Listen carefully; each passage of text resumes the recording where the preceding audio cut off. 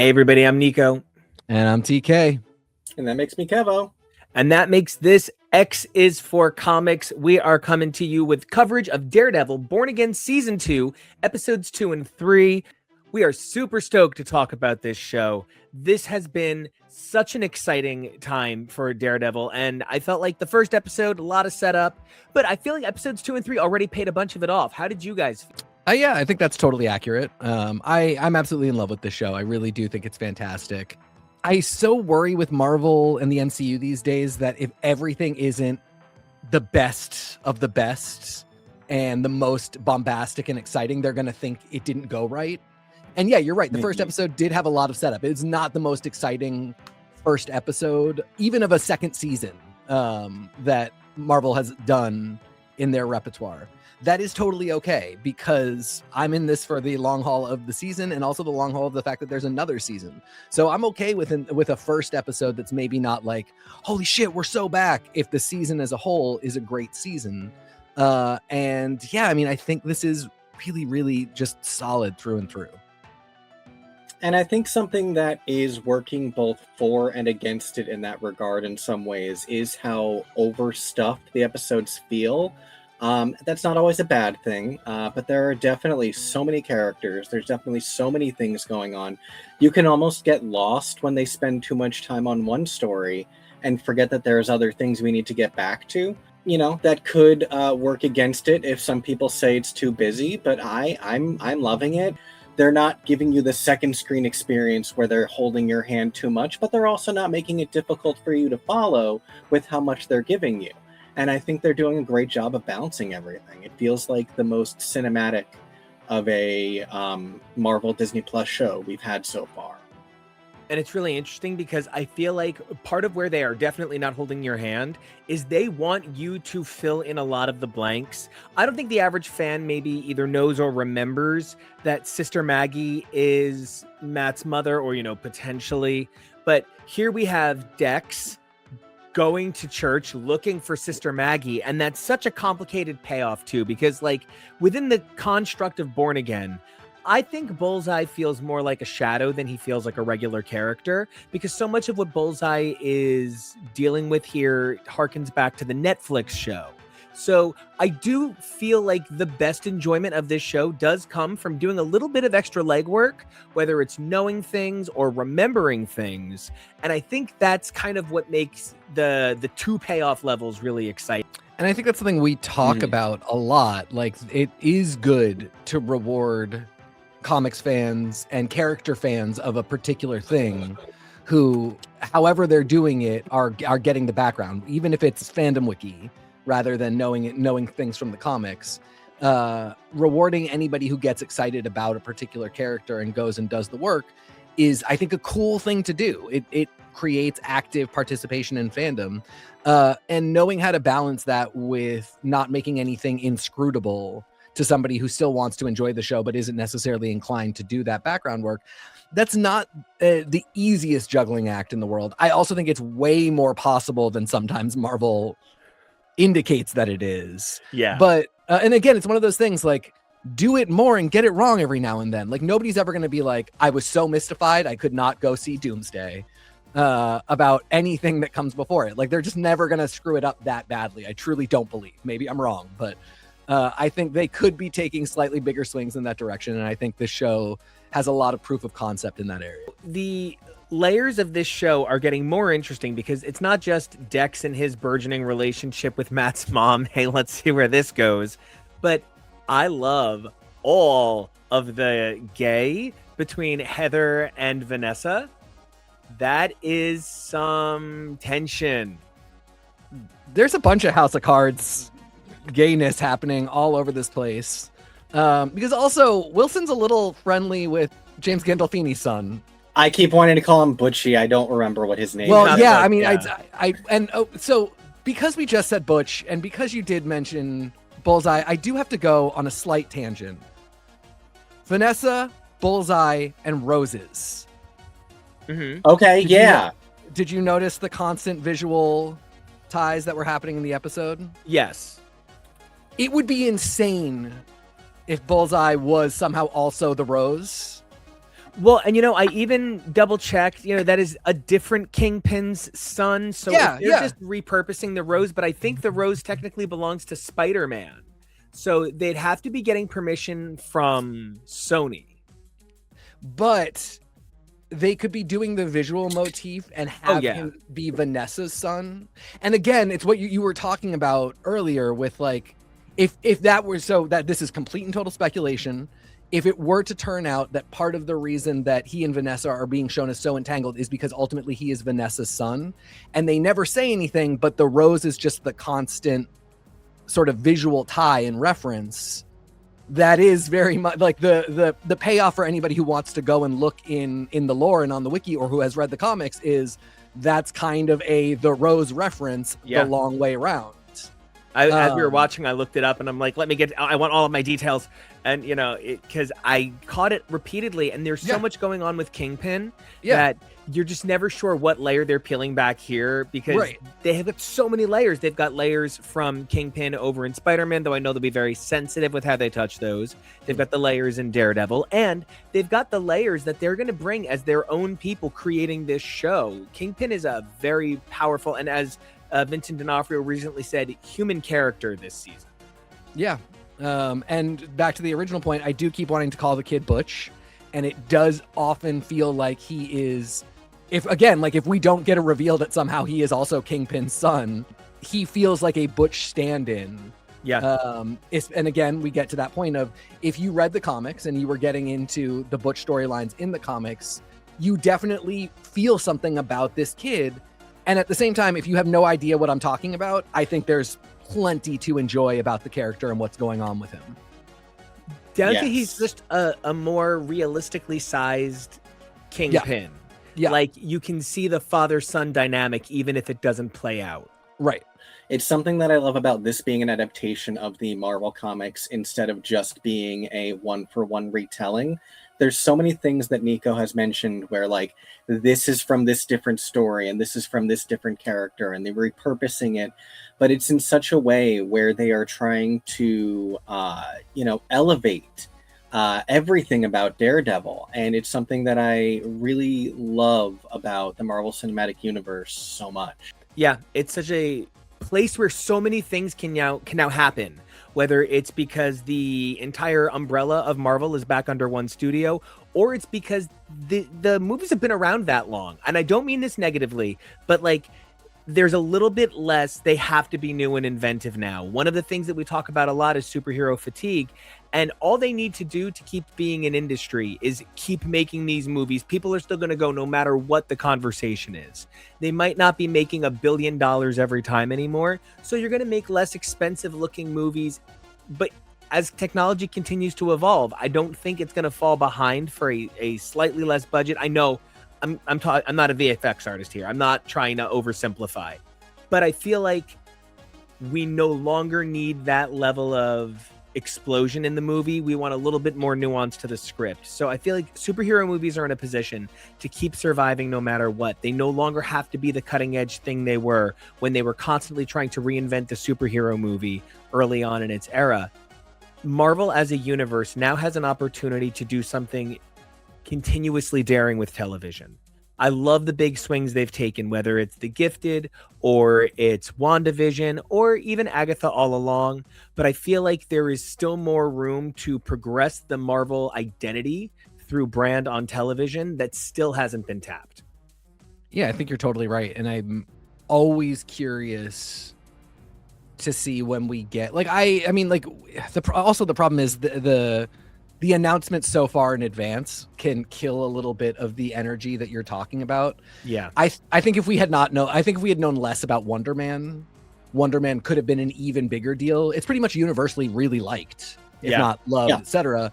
But I think it was also like, finally, I heard about this 10 years ago. Like, and so, a lot of that hype that could have been built for it sort of had nowhere to go. I mean, like, people had already been asking about it, and that's finally we got it. And so I think, another big part of it for them is always marketing.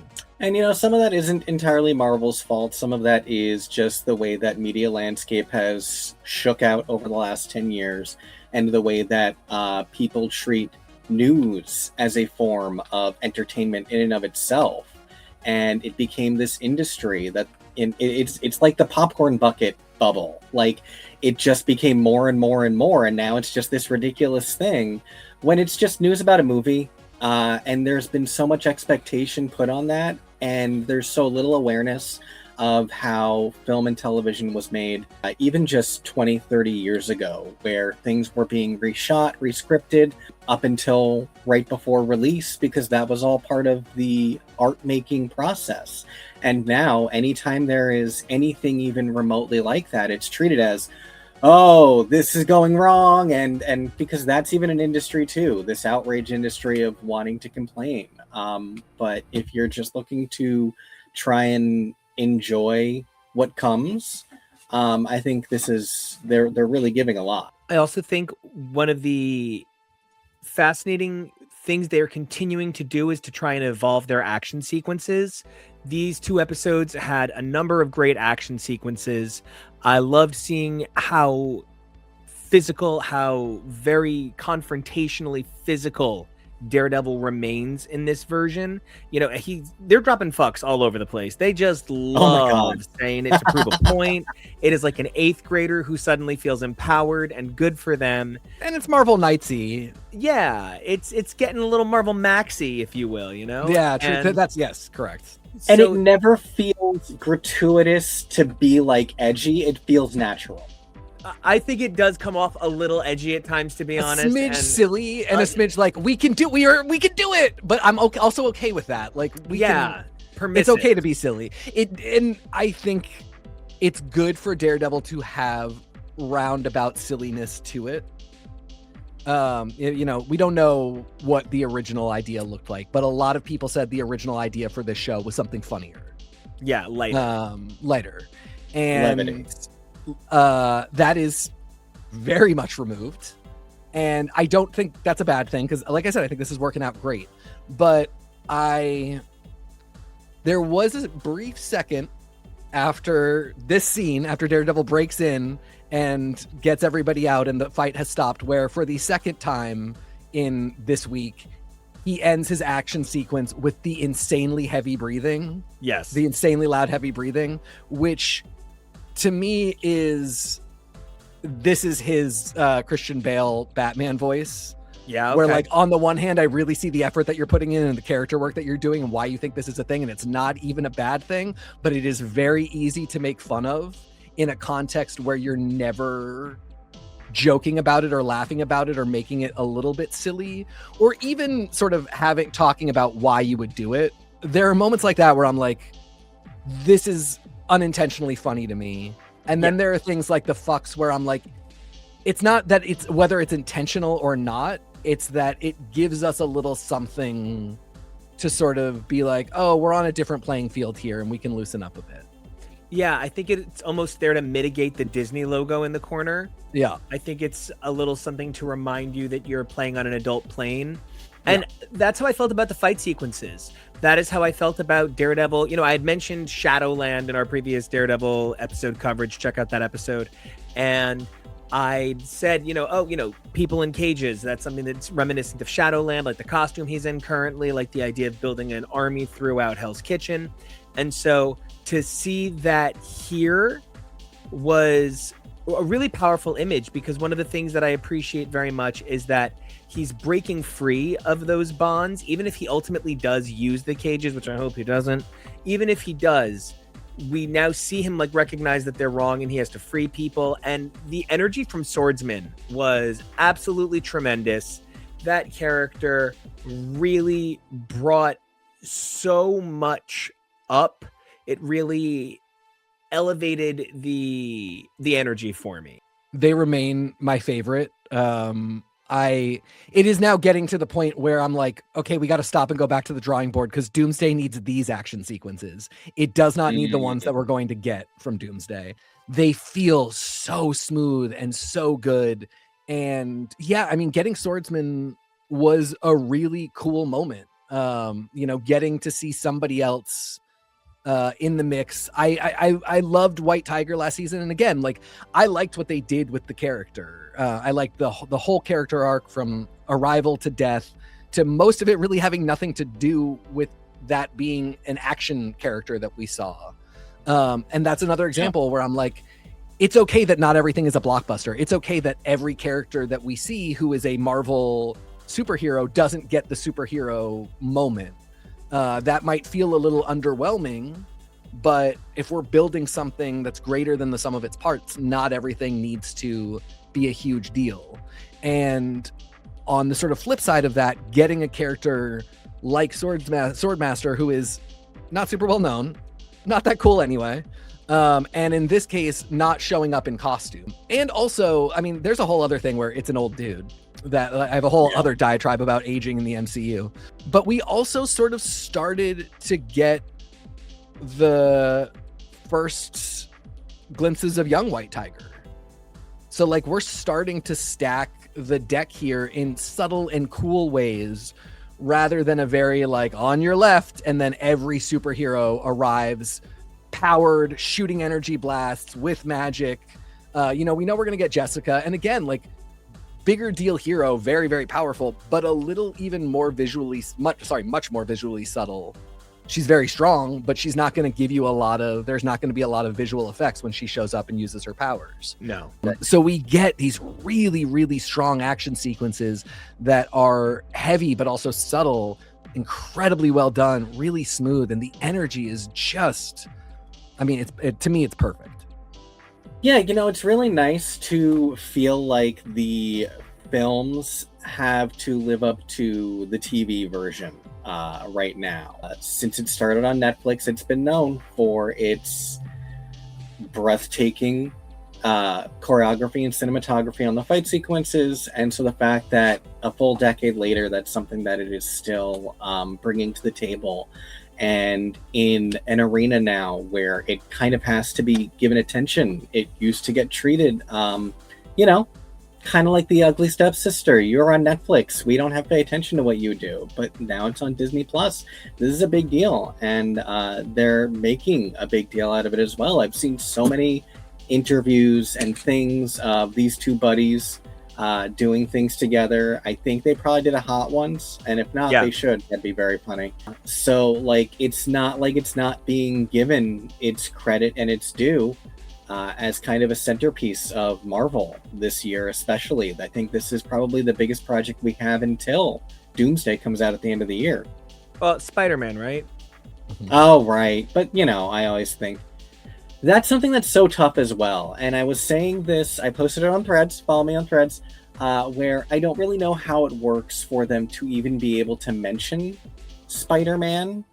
But I really would love, like when they talk about the vigilantes that are in New York right now, if they could even just say his name, if they could mention Frank or something. I know it's tough because we don't know when projects are going to come out, but I really just like a taste more to make this connect into other things in the universe. I think that's part of where the appearance from Ms. Marvel's dad in season 1 was such a great moment, where even though it's hard to figure out where it goes in canon, if it does, it should, everybody let me have this. Daredevil appearing in She-Hulk was great. One of the things that I feel is also being really celebrated this season in the writing is the dynamic interplay between other characters. The Ayala family provides so much narrative. Buck talking with Daniel was taught, and so then we find out that Buck might have some kind of like secret agent past. So I guess that's gotta come up, I guess. The incredible energy between Karen and our new White Tiger repeatedly has been powerful, has been exciting and engaging. I think seeing Kirsten McDuffie in any of her scenes has been exciting and engaging because she's this powerful, bold presence. She is getting to be so much more no bullshit, no nonsense this season because she doesn't have Matt to play off of, where Matt can't be always soft and her always be hard, which results, it would make her a rough character. But since she's on this solo trajectory now, we just get more, she's the hard ass, and we know she's doing it in a good way. We know she's doing it in a good name. And so I'm really excited. But even, she's the hard worker. But like you put up Matt as being soft and her having to be hard in comparison. And when you remove Matt, you get this moment where Ava comes in to the law offices after her mom is taken, and what Kirsten gives is incredibly affectionate. She kisses her. She hugs her and she kisses her, but she's also the only one fighting this enormous legal machine where you can see that the judges are corrupt. She's going into the detention facility like those are all hard ass moments, but she appears so much less like she's henpecking Matt, who just wants to do the good stuff and the fun stuff and the right stuff. And she's the one who has to constantly be like, but what about the money? What about the fact that we're running a law office? This season, she is on such a, super heroic by way of law journey. Like, she's like Wolverine coded this year. Yeah. She's gruff and in charge and takes names, but she's like really good with the kids. Yeah, exactly. And I think it's right for the character. This got brought up because you were talking about the writing, and something I want to throw out there. First 2 episodes written by Dario Scardapane, but a bunch of episodes this season are written by women, which I'm really happy to see, including episode 3, which has a lot of Kirsten's best moments, and a few of them directed by women too, which is also, I think very important to me. See nearly enough of throughout, TV as a whole, but like, the big name on this show is Dario Scardapane, and of course his connection to Punisher, and sort of, I think, having this reputation as being, a more Marvel Max style creator for the MCU shows. I'm glad that we're also seeing women's voices being used. I hope we also get to see them sort of have that level of interaction with fandom and with media outlets and all that. I'm very happy to see some of these credits and to sort of, notice exactly what you're saying coming out of the episodes as well. I love that. I think it's so important to remember that this show does have a very heavy male lean, even though Daredevil is a character that is frequently used to prove like gender is a terrible place to exclusively go in comic. The very machismo moments of Daredevil from the 90s are often considered the most ridiculed, and so often the Ann Nesenti run is celebrated for her work on Daredevil, and it's a moment where you can see that there's ways to take a character like Daredevil and you can just interpret it he's gruff, he's tough, he fights ninjas, and evidently really punches carefully coded task force officers to the ground. He can also have these moments of emotional vulnerability. He can also have these opportunities to interact with a different part of this multidimensional character. And I think that's really critical to the show's success. Final thoughts. I think one of the most powerful moments from the show this week was the sinking of the ship, that Wilson was like, nope, I'm not going to have this. I'm not going to bother. Just kill everybody. I think that is such a Wilson moment. And I think it was a powerful moment to play out on the screen. I also found the moment where Karen is like, well, we have a hostage. And Matt is like, we don't do hostages. And she's like, well, now we kind of do. I kept quoting that scene from Community where Annie chloroforms the guy and Troy is like, I don't know what to do. Like, what a bold choice for Karen, but I love the bold things that they are giving to her this season. I'm almost worried for her because she's been in so much. It's Karen Page. They have to kill her, but I guess she's just going to be safe and badass so we can just enjoy this. That's cool. Yeah. That has been a big question for me. And it's like a huge Marvel, the company question, because we never get Karen back in the comics. Nope. Right. And Foggy, they seem to be saying, is just dead. And so we have these really contrasting things where Foggy keeps showing up in Daredevil comics and they can't make Foggy at all cool. They can't make us care about Foggy. He is Daredevil's biggest fridge item. You want Daredevil to have a motivation, fuck Foggy up in some capacity, but that's all he's good for. Karen is not there at all. Meanwhile, here, Karen is like bordering on becoming Finesse. Like she's becoming something of a hero. She's incredibly important. I think it would be a real shame to kill her just in terms of the fridging idea, but also just like, I mean, Nico and I have talked about this, and I'm sure you talked about this on the Billy Club too, but it's sort of regrettable that they can't figure out how to get Karen back in the comics because she's cool and because she could be a lot of things. And I think this show just keeps proving that exact point. Like, it's good to have her here. It's sort of better that Matt's human non-superhero foil be a woman and be this woman. I'm kind of over the romance. And you know, rumors of Elektra coming back, I'm desperate to see Matt and Karen this close but not romantically involved, and have Elektra in the mix being romantically involved with Matt. I think this is going in the right direction. I really agree with the earlier point about, like, I just wish there was a little more connection to the broader MCU and MCU characters.